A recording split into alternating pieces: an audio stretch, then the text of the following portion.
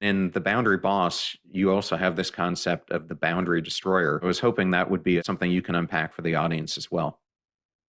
Sure. I dedicated an entire chapter to boundary destroyers because you will encounter boundary bullies, right? This is the way that I break it down, right? When you start becoming more fluent in boundaries in your life and you start asserting them more in your long-term relationships, people are going to notice, right? You've been doing this boundary dance, especially with your family of origin, for decades. It's not like you're just going to be like, you know what, I actually don't want to do that at Christmas this year, and people are not going to notice. They're going to notice. The way that I break it down is categories of: you have boundary first timers, you have repeat offenders, the people who you have actually expressed your boundary desire to, and they don't care. They're trampling on your boundary. And then we have boundary destroyers. And these are people that fall into their own category, so much so that I had to do a whole entire chapter on them. These are people who are emotionally manipulative, who want what they want from you, no matter how you feel about it, no matter what your situation is.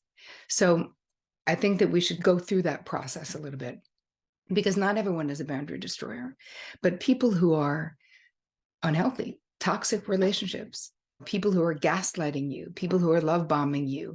And yes, we talk about narcissists a lot, I know, on the interwebs, and not everyone in the world who does what you don't like is a narcissist, but there's truth in what are the personality types and the personality disorders that are most likely to be boundary destroyers. And they are narcissistic personality, histrionic, it could be bipolar, untreated. Like there's lots of cluster B personality disorders that can fall into that category. But we don't even have to diagnose. We could just say people who are highly manipulative, right, fall into that category.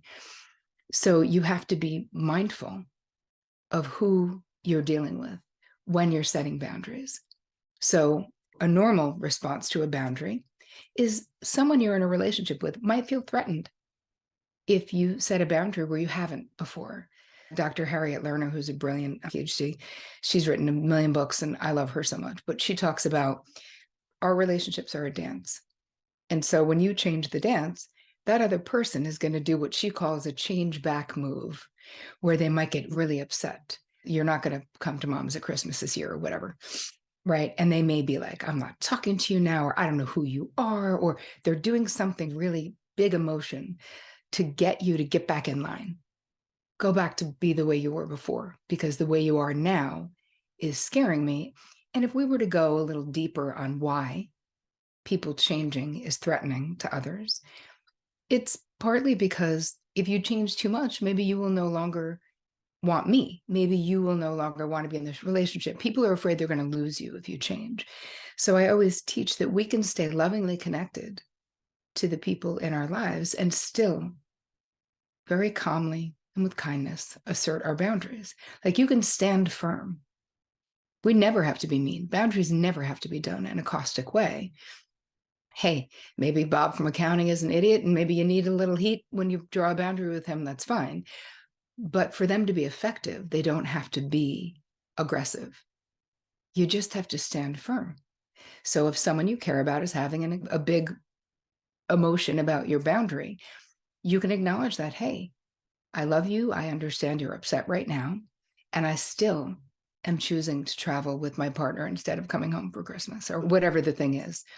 But I see that you're upset and I'm sorry that you are. I can be sorry that you are and not change my Christmas plans.